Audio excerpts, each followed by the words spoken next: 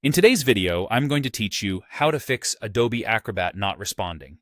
If Acrobat hangs on startup, freezes when you open a PDF, or becomes unresponsive after a few seconds, there are two quick fixes you can try right now.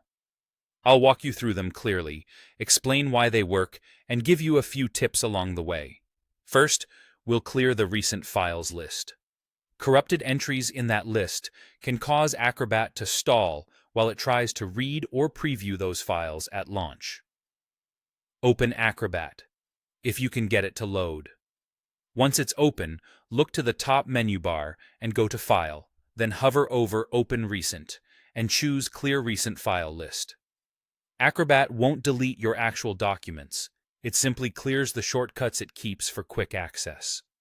After you clear the list, close the program and start it again.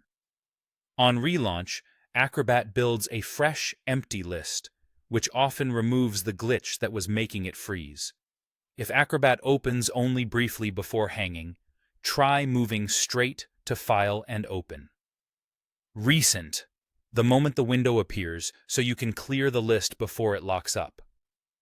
This recent list, sometimes called the MRU list, is just a cache of paths and thumbnails. If any of those paths point to a missing network location or a damaged file, Acrobat can spin its wheels trying to read them at launch, so wiping the list removes that bottleneck.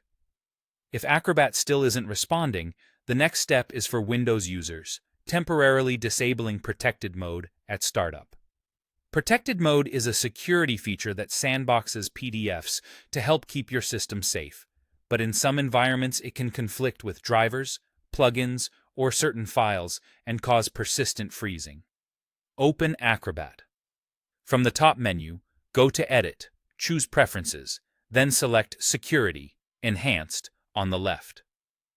In that section, uncheck Enable Protected Mode at Startup.